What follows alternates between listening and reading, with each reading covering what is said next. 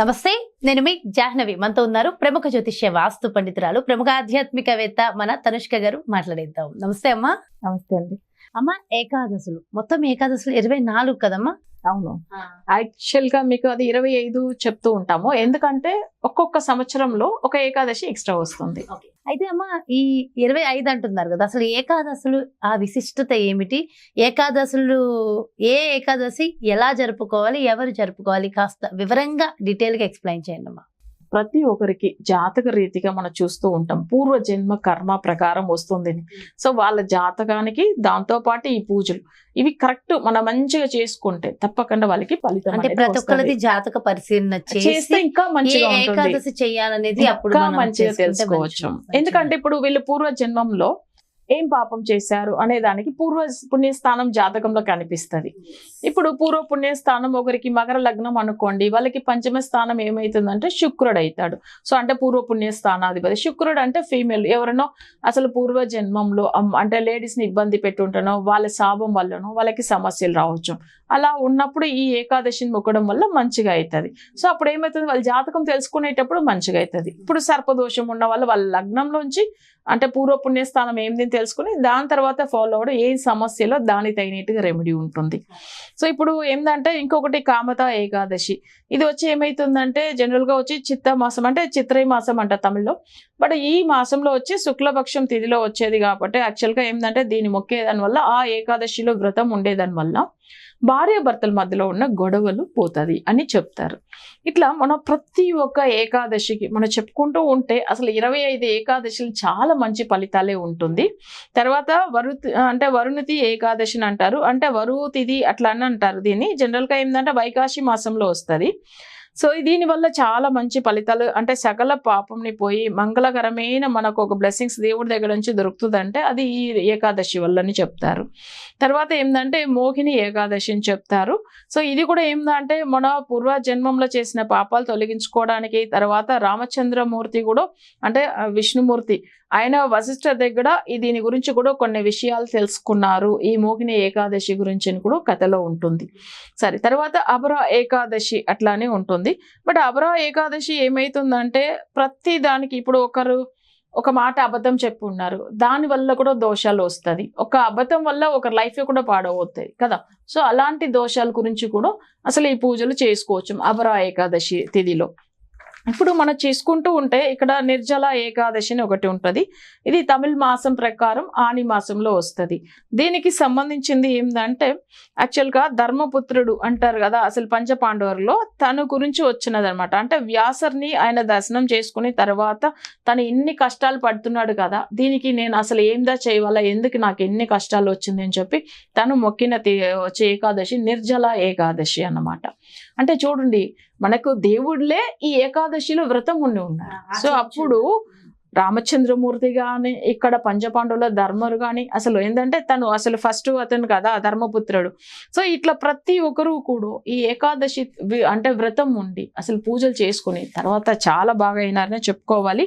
ఇంకొకటి ఏంటంటే యోగిని ఏకాదశి, అంటే ఈ టైమింగ్ లో ఏంటంటే కుబేరుడు కూడా ఏమయ్యాడంటే అసలు కొన్ని విషయాలు చాలా వరకు కుబేరుడి దగ్గర ఉన్న ధాన్యాలు ధనము అన్ని వెళ్ళిపోయినాయి. సో అట్లా ఆయన కూడా కొన్ని పూర్వజన్మ కర్మ ప్రకారం తనకు కొన్ని అంటే తనకు శిక్ష వల్ల ఏమైతుందంటే ఆయన దగ్గర ఉన్న దానం అంటే తన దగ్గర ఉన్న ధనం అంతా కూడా వెళ్ళిపోతుంది అనమాట. అప్పుడు ఏం చేస్తాడంటే యోగిని ఏకాదశి అంటే వ్రతం ఉంటాడు ఆయన. దాని తర్వాత స్వామివారు ఏం చేస్తాడు, ఆయనకి అష్ట ఐశ్వర్యాలు తిరిగి ఇస్తాడు. సో ఇట్లా ఉన్నది ఏంటంటే కుబేరుడు కూడా ఆ ఏకాదశి వ్రతం ఉన్నాడు అని చెప్పాలి. సరే, మనం ఇంకా చూడాలంటే శయని ఏకాదశి అంటారు. ఇది వచ్చి ఏంటంటే మహాబలి చక్రవర్తి దగ్గర ఏమైతుందంటే 3 అడుగుల గురించి వెళ్తాడు చూడండి.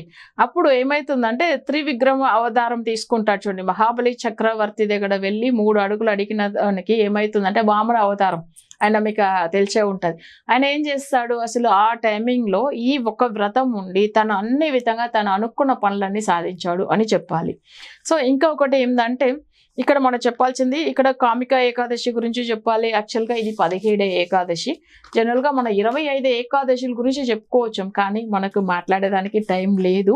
కానీ మనం ఇవి చూస్తే ఏకాదశి వ్రతం ఉండడం వల్ల అసలు మనకు చెప్పాలంటే ఐశ్వర్యం, తర్వాత ఏందంటే అసలు ఆరోగ్య విషయంది, నెక్స్ట్ ఏందంటే ఒక మంచిగా ఇంట్లో ప్రశాంతంగా ఉండడానికి, అన్ని విధంగా సకల సౌభాగ్యం వచ్చేదానికి కూడా ఈ ఏకాదశి తిథిలో వ్రతం ఉండడం చాలా వరకు మంచిది. ఎవరెవరు చూస్తున్నారు ఈ ప్రోగ్రామ్, వాళ్ళకి ఏం సమస్యలు ఉందో దానికి తగినట్టుగా ఆ వ్రతం ఫాలో అవుతాయి. అంటే ఏకాదశి తిథిలో అసలు తప్పకుండా ఏం చేయాలి అనే విషయాలు మనం పూర్తిగా తర్వాత చెప్పడం అనేది జరుగుతుంది. ఎందుకంటే దీనికి సంబంధించినది మనమే కాదు, ఋషులు కూడా ఫాలో అయి ఉన్నారు, దేవతామూర్తులు దేవుళ్ళు కూడా చేసుకున్నారు. సో తప్పకుండా ఎంతో సమస్యలు ఉండవచ్చు జనులు, కానీ ఈ యొక్క ఏకాదశి వ్రతం వల్ల 100% రిజల్ట్ వాళ్ళకి కనిపిస్తుంది. ఈసారి వాళ్ళు ఏకాదశి వ్రతం ఉన్నారనుకోండి, నెక్స్ట్ టైం తప్పకుండా వైకుంఠ ఏకాదశి మళ్ళీ ఎప్పుడు వస్తుందా అని వెయిట్ చేసే వాళ్ళు కూడా ఉంటారు. వైకుంఠ ఏకాదశి అనేది మోక్షానికి, మనకు మళ్ళీ మళ్ళీ ఇక్కడ పుట్టకుండా అసలు ఏ జన్మమే వద్దు, భగవంతుడి దగ్గర వెళ్ళిపోవాలి అని అనుకుంటారు ప్రతి ఒక్కరు, అంతే. సో అప్పుడేంది, లాస్ట్లో మనం దేవుడి దగ్గర వెళ్ళి ఐక్యమైపోవాలి, ఆయన పాదాల దగ్గర వెళ్ళి చేరుకోవాలనే దాని వల్ల ఈ వైకుంఠ ఏకాదశి మొక్కడం అనేది ఉన్నింది. సో ఇదే కాకుండా మనం ఉన్నంత వరకు, ఎందుకంటే ప్రతి ఒక్క జనులకు ఒకటి చదువు ఉన్నా వాళ్ళకి జాబ్ ఉండదు, లేదు చదువు ప్లస్ జాబ్ ఉన్న పెళ్లి కాదు. కొంతమందికి చూడండి అసలు అన్ని బాగుంటది, ఆరోగ్యం బాగుంటది, బట్ ఇట్లా ప్రతిది ఏదో ఒక సమస్య. ఎంతమంది ఇళ్లలో చూడండి అన్ని బాగుందండి, మాకు అసలు మనసు నిమ్మట్లేదు, అసలు ఎప్పుడు సంచలనంతో ఉంటున్నాము, అస్సలు బాధపడుతూ ఉన్నాము, ఐశ్వర్యం ఉంది, మాకు అసలు ఎలాంటి సమస్యలు లేకపోయినా ఇది ఎందుకు వస్తుంది మానసిక బాధలు అని చెప్తారు. అంటే ప్రతి దానికి భగవంతుడు ఒక అనుగ్రహంతో మనకి ఏం కావాలి అని ప్రతి విషయంలో ఈ ఒక వ్రతం వల్ల మనం దీన్ని సాల్వ్ చేసుకోవచ్చు. ఇప్పుడు ఫస్ట్ ఏంటంటే ఇంట్లో ఏంటంటే ఆ రోజు నైట్ స్టార్ట్ అవుతుంది, 22nd నైట్ కదా, మన ఇంట్లో దీపాలు వెలిగించేసి, దీపం అంటే జనరల్గా విష్ణుమూర్తికి నువ్వుల నూనెతో వెలిగించవచ్చు.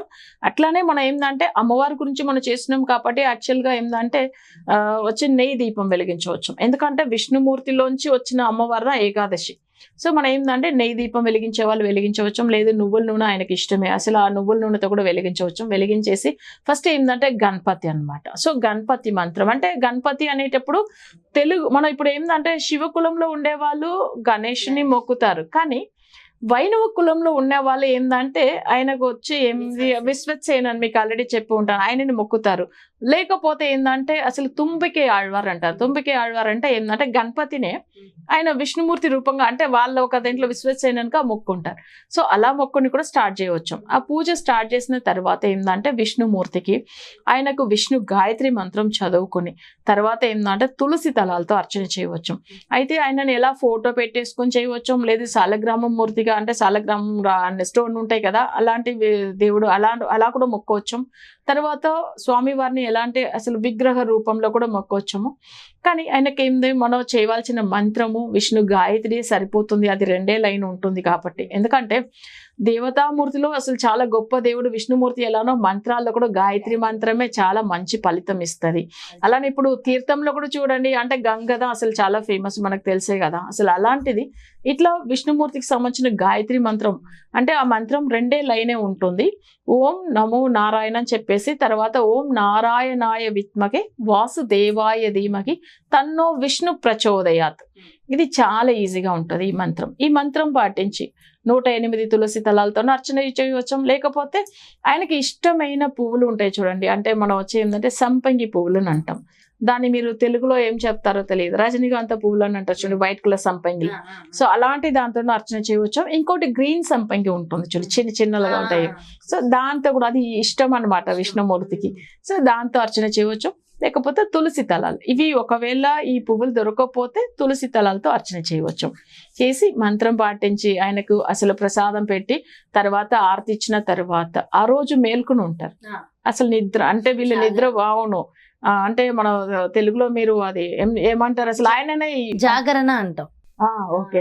సో మొత్తానికమ్మా వైకుంఠ ఏకాదశి రెమెడీ కూడా చాలా చాలా బాగా ఎక్స్ప్లెయిన్ చేశారు. అండ్ ఇది చేసుకుంటూ మనం చేస్తే ఇంకా అన్ని రకాల సకల సుఖాలు అందరికీ ఉంటాయంటారు. అండ్ ఒక్కసారి జాతకం అయితే ఖచ్చితంగా పరిశీలించుకుని ఏకాదశిని ఎలా చేయాలో చూసుకుంటే ఇంకా మంచిది. అండ్ చాలా బాగా వివరించారమ్మా, థ్యాంక్ యూ సో మచ్. నమస్తే. నమస్తే అండి. చూసారు కదండి, మరి ఇది వైకుంఠ ఏకాదశిని ఏ విధంగా మనం జరుపుకోవాలి, ఆ రోజు మొత్తం కూడా ఉపవసించి జాగరణ చేసి ఏ నామాన్ని ఏ మంత్రాన్ని మనం జపించడం వల్ల మనం కోరిక ఖచ్చితంగా నెరవేరుతుంది అనేది ఎంతో డీటెయిల్గా ఎక్స్ప్లెయిన్ చేశారు కదా. మరో చక్కటి ప్రత్యేకమైన కార్యక్రమంతో మళ్ళీ మీ ముందుకు వచ్చేస్తాను. అదేవిధంగా ఏదైనా ఒక ఏకాదశిని జరుపుకునేటప్పుడు మన జాతకాన్ని కూడా ఒక్కసారి పరిశీలించుకుని ఆ జాతక పరిశీలన ప్రకారం మనకి ఎలాంటి రెమెడీస్ అయితే చెప్పబడి ఉన్నాయో ఆ రెమెడీస్ని కనుక మనం చేసుకుంటే మరింత బాగుంటుందని మన తనుష్కమ్మ చెప్పారు కదా. మరి మీ యొక్క జాతక పరిశీలన ఒక్కసారి చూపించుకుని మీకున్నటువంటి సమస్యల నుంచి బయటపడడానికి ఆ పరిశీలన నిమిత్తం మీకు తగిన రెమెడీస్ మీకు కావాలి, ఒక్కసారి మీ జాతక పరిశీలన చూపించుకోవాలి తనుష్క గారితో అనుకుంటే మరి ఇంకెందుకు ఆలస్యం, క్రింద డిస్ప్లే అవుతున్నటువంటి నెంబర్స్కి కాల్ చేసి డీటెయిల్స్ తెలుసుకోండి. నమస్తే.